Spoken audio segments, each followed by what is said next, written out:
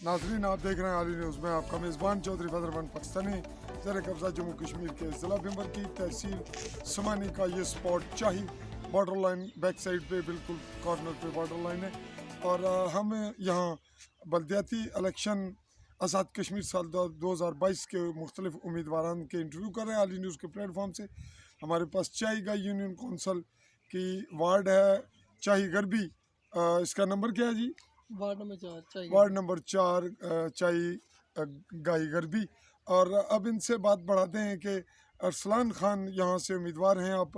आप ये बताएंगे कि आपकी क्वालिफिकेशन क्या है? ग्रेजुएशन किया हुआ मैंने। ग्रेजुएट हैं। और ये एक खुशकुन बात है कि अब जो ये नया सिलसिला मैट्रिक की जो पाबंदी लगाई गई चीफ जस्टिस की जानिब से या इलेक्शन कमीशन ने भी उससे इत्तफाक किया, तो पढ़े लिखे नौजवान आए। आप ये बताइएगा कि आप के जो वार्ड है इसमें वोटरों की तादाद कितनी है? 2200 वोट है। 2200 वोट है। एक्सपेक्ट क्या करते हैं कितने वोट जो है वो पोल हो जाएंगे? 12 से 1400 के करीब वोट पोल होंगे। 12 से 1400 के वोट पोल हो जाएंगे करीब तक। तो अब ये बताएंगे कैंडिडेट्स कितने हैं इस वक्त? आप 4 कैंडिडेट हैं। 4 में से आप सारे आज़ाद उम्मीदवार हैं या मुख्तलिफ पार्टियों से? आप किस पार्टी से? 2 टिकट होल्डर हैं। मैं माशाल्लाह पीटीआई से, मैंने टिकट मेरा पीटीआई की तरफ से है।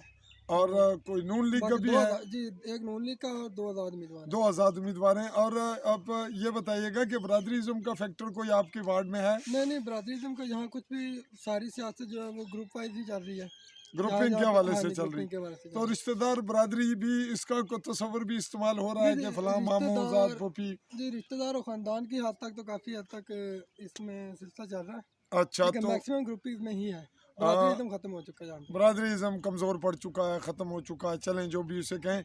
और ये खुशकुन बात है।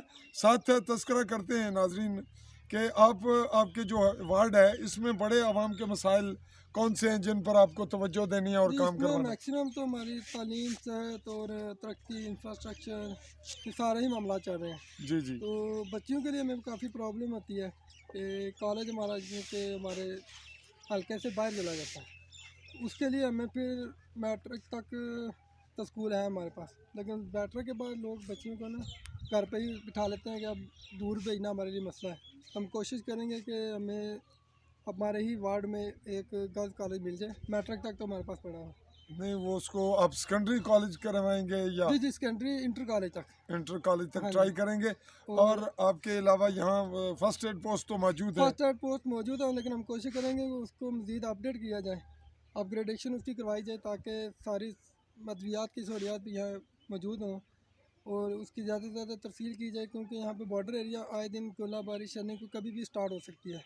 हाँ, आप ये बताइएगा कि आपका जो रोड का सिलसिला है वो कितने बन चुके हैं और कहीं कौन सी जगह कमी है? रोड तो माशाल्लाह हमारे पाकिस्तान तहरीक इंसाफ चौधरी शान सोनी साहब की तरफ से हमारे घरों तक काफ़ी हद तक रोड का तो मैप मुकम्मल हो चुका है।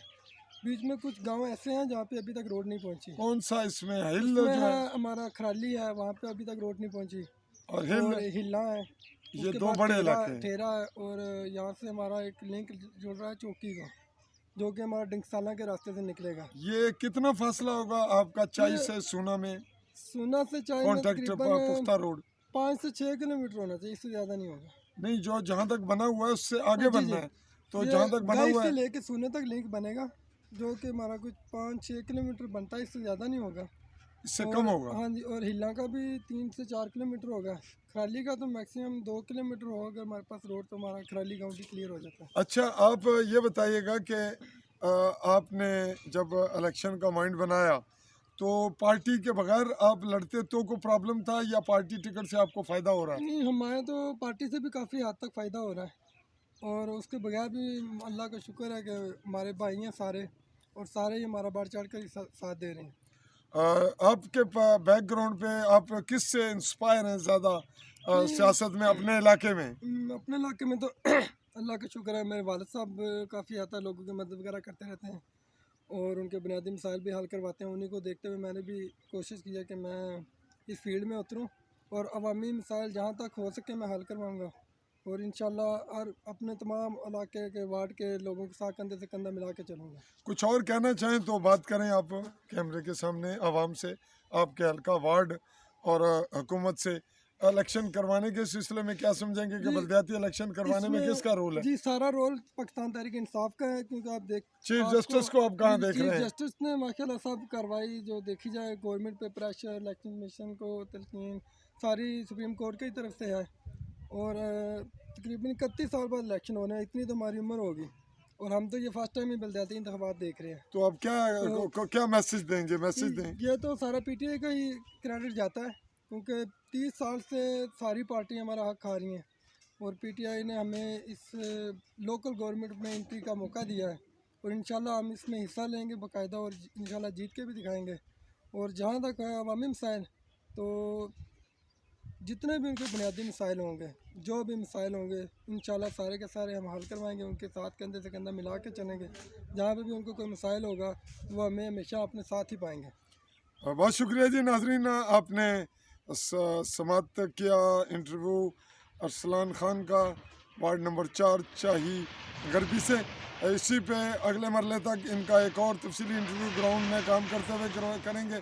तब तक के लिए चाहेंगे इजाज़त। अल्लाह हाफ़िज़।